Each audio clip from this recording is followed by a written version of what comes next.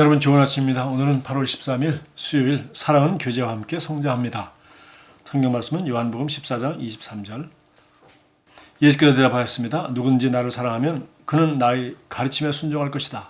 내 아버지께서 그를 사랑하실 것이며 우리는 그에게 가서 그와 함께 우리 집을 마련할 것이다. 뉴 인터내셔널 버전으로 번역하는 것을 그대로 실었습니다. 오늘 본문 9절에서 성령님의 언어를 이해하시기 바랍니다. 왜 예수님께서 사람이 나를 사랑하면 내 아버지께서 그를 사랑할 것이라고 말씀하셨을까요? 아버지께서는 이미 모든 사람들을 사랑하시지 않으셨습니까? 성경은 말씀합니다. 하나님이 세상을 이처럼 사랑하사 독생자를 주셨으니 이는 그를 믿는 자마다 멸망하지 않고 영생을 얻게 하려 하심이라. 아버지께서 이미 모든 사람들에게를 사랑하시기 때문에 예수님이 오신 것입니다. 그렇다면 그분께서는 여기서 어떤 다른 사랑을 말씀하고 계신 것일까요? 그분께서는 교제, 즉 펠로십에 대해서 말씀하고 계신 것입니다. 사랑은 교제와 함께 성장합니다. 사랑을 인식하고 이에 화답하면 당신은 더 많은 사랑을 받게 됩니다. 아버지의 사랑에 당신이 화답할 때 그분께서는 독특한 방식으로 당신에 대한 그분의 사랑을 더 많이 나타내십니다. 그분께서는 당신을 사랑하고 계심을 세상에 보여줄 것입니다. 당신이 이미 주 예수님을 믿고 있다면 당신이 갈망하고 실천해야 할 가장 아름다운 일 중 하나는 그분과의 풍성한 교제입니다. 그것이 당신의 생활 방식이 되어야 합니다. 왜냐하면 교제 없는 사랑은 없기 때문입니다. 교제란 영의 하나됨, 즉 함께 공유하고 교감하는 것입니다. 고린도전서 1장 9절은 말합니다. 너희를 불러 그의 아들 예수 그리스도 우리 주와 더불어 교제하게 하시는 하나님은 미쁘시도다. 요한일서 1장 3절은 말씀합니다. 참으로 우리의 교제는 아버지와 그의 아들 예수 그리스도와 함께하는 것이라. 우리는 주님과 교제하도록 부름받았고 소통 없이 교제는 있을 수 없습니다. 그분과 자주 소통하면서 당신이 하는 모든 일에서 그분의 생각과 의견과 조언과 안내를 구하십시오. 이것이 그분의 사랑에 대한 반응으로 당신이 의식적으로 해야 할 일입니다. 당신과 주님과의 교제는 당신에게만 있는 특별한 것입니다. 그분께 있어 당신과 똑같은 존재란 지금도 이전에도 앞으로도 없습니다. 그래서 그분께서는 당신과의 교제와 사랑을 소중히 여기십니다. 말씀과 성령님을 통해 그분과 교제할 때 당신은 그분을 더 많이 알게 되고 당신의 삶은 그분의 사랑의 표현이 될 것입니다. 자, 이 교제라는 단어가 중심인데요. 사랑은 교제와 함께 성장합니다. 벌써 하나님이 우리 요한복음 3장 16절 말씀처럼 우리를 사랑하셨고 그분이 여전히 우리를 사랑하고 계시고 또 성령으로 말미암아 하나님의 사랑이 우리 가슴에 부은 바 되었기 때문에 우리는 사랑을 가지고 있고 사랑할 능력이 있습니다. 그러나 사랑은 하나님이 우리를 사랑하는 일방적으로만 하는 그런 사랑이 아니라 우리도 하나님을 사랑하라는 것입니다. 그래서 하나님은 우리의 사랑을 받고 싶어 하시는 분이죠. 여러분, 마치 부모와 자녀의 사랑과 같은 것이죠. 부모님이 일방적으로 자녀들을 사랑합니다. 그러나 이제 자녀들도 사랑을 받고 자라면서 이제 그 표현 능력이 생기고 또 여러 가지 이제 자기 능력이 발달하면서 그 사랑을 느끼고 드디어 이제 부모님을 사랑하는 그런 자녀가 되어가는 것이죠. 마찬가지로 이렇게 서로 주고받고 하는 관계를 가리켜 우리가 이제 교제라는 말을 합니다. 교제가 풍성하다 하는 것은 결국은 함께하는 시간이 많다는 것이고 또 그 영적으로 하나가 될 뿐만 아니라 함께 공유하고 함께 나누고 함께 사는 걸 말하죠. 그 다음에 함께 교감하는 것. 같이 산다고 마음이 다 통하는 거 아니지 않습니까? 그러니까 서로 뜻이 통하고 교제가 되어야 되죠. 그래서 함께 사랑하고 감정을 나누고 의견을 나누고 뜻을 나누는 그리고 사랑을 주고받고 또 같은 목적을 향하여 같이 협력하고 하는 이런 것들을 가리켜 우리가 교제라고 합니다. 그래서 우리가 이성 간에 서로 사귈 때 우리가 교제라고 말하고 마침내 이제 교제하다가 드디어 같이 살기로 작정하면 결혼하고 함께 삽니다. 이걸 가리켜 우리가 교제가 아니라 이제는 그야말로 함께 사는 공동생활, 결혼생활이라고 말하는 것처럼 예수님은 우리와 함께 하시는 공동생활을 하고 계신 분입니다. 우리 안에 사시는 분이니까요. 우리 안에 자기 집을 마련했다고 했으니까요. 그러나 중요한 것은 뭐 같은 집에 사는 거 뭐 중요하죠. 그러나 중요한 것은 바로 이 교제의 그 정도, 교제의 깊이, 교제의 퀄리티, 교제의 질이 바로 우리가 하나님의 사랑을 얼마나 정말 받고 그 하나님의 사랑을 얼마나 느끼고 얼마나 표현하고 얼마나 그분과 아름다운 깊은 관계를 가지고 있는지는 우리가 정말 구체적으로 정말 하나님과 교제하는 그 교제의 질에 달렸다는 것입니다. 그러기 위해서는 우리가 해야 될 일은 여기 뭐 몇 가지 아주 단순합니다. 하나는 뭡니까?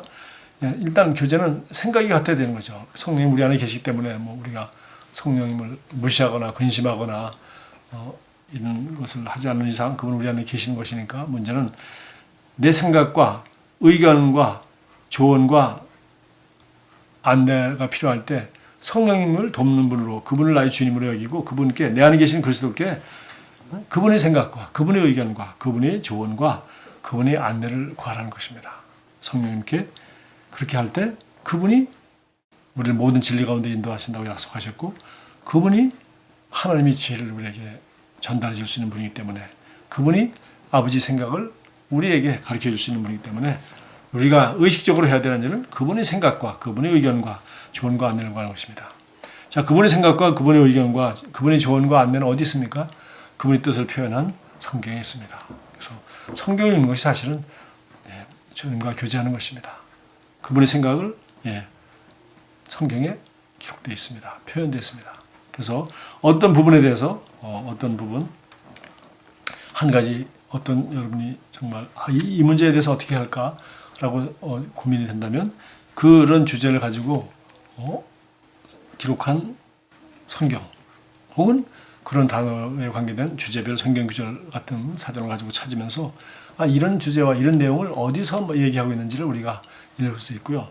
또 성경 읽기표 여기 나와 있는 대로 1년에 한 번 성경을 읽으면서 이렇게 꾸준히 보면은 자기가 어디 있는지 빨리 찾아낼 수도 있고 또 내가 요새 관심 가지고 있는 것이 또 성경 읽기표에 이미 나와 있는 경우가 참 많습니다. 매일매일 성경을 읽으면서 오늘도 내가 지금 안내를 구하고 또 구하기도 하는데 하나님께서 이미 미리 내가 오늘 중요하게 여기고 내가 당면할 문제에 대해서 오늘 성경 읽기표에 이미 나와 있네 라는 것을 우리가 발견할 수도 있는 것이죠.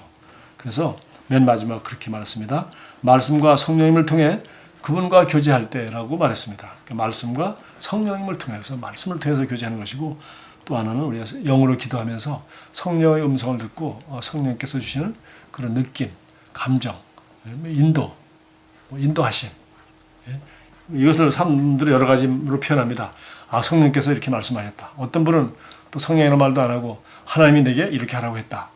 또 이렇게 얘기도 하고 하는데 사실은 그렇게 확신 있게 얘기할 수 있는 것이지만 또 그렇게 확신을 하나님이 이렇게 하셨다. 성령님이 이렇게 하라고 한다라고 말하는 경우도 있으나 그런 확신이 잘 들지 않을 때는 여러분이 충분히 기도하고 충분히 편견이나 감정이나 여러분이 무슨 부정적인 과거의 경험이나 두려움이나 이런 것이 다 제하해진 다음에 그것을 다 잠잠하게 하고 그것이 정리된 다음에 정말 성령님이 나를 어떤 쪽으로 인도하시나 라고 기도하며 성경을 읽고 할 때 성령님께서는 여러분에게 어떠한 선택, 어떠한 말, 어떠한 의견을 표시하라고 우리 거듭난 영에게 말씀하실 것입니다. 그때 우리가 그 초록색 사인이 온 것을 보고 주님이 이걸 기뻐하시는구나. 충분히 기도해 보면 여러분 마음에 확신이 오죠.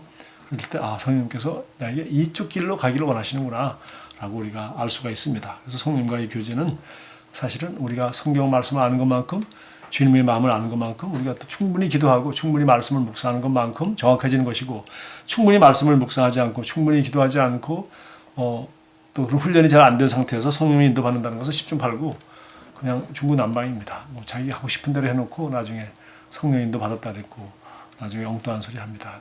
마치 어린아이를 길거리에 내놓고 네 마음대로 바르게 걸어가라 하는 것 똑같죠. 그렇게 할 능력이 아직 없습니다. 그래서 성령 인도도 우리가 성령 받으면 다 성령 인도 받을 능력이 있습니다. 그러나 내가 말씀을 아는 것만큼 또 성령 인도를 받는 훈련을 잘 받는 것만큼 어린아이가 걸음마부터 연습하듯이 성령 인도는 많은 사람들이 성령 인도 받는다고 하면서 잘못 받는 경우가 너무나도 많기 때문에 말씀에 분명한 것은 말씀을 따라가면 순종하면 되는 것이지만 말씀에 분명하지 않은 것이 얼마나 많습니까? 내 인생의 상황이 다르고 환경이 다르고 또 여러 가지가 다른 경우에 내가 구체적으로 말씀을 따라 성령의 인도를 따라 선택하고 결정해야 될 경우에 우리가 철저하게 정말 기도하면서 말씀을 묵상하면서 인도받고 또 여러 가지 방법 중에 하나는 나보다 영적으로 성숙한 사람 또 이런 방면에 앞서가고 바른 선택을 해가는 사람 좋은 열매가 있는 사람들을 찾아가서 이런 얘기를 할 때 함께 또 도움도 받을 수 있겠죠. 그렇게 해서 자기의 그 아주 미숙한 성령의 인도받는 단계를 너무 과신하거나 확신하지 함으로 말미암아 다른 사람들이 조언을 무시하거나 또 성경과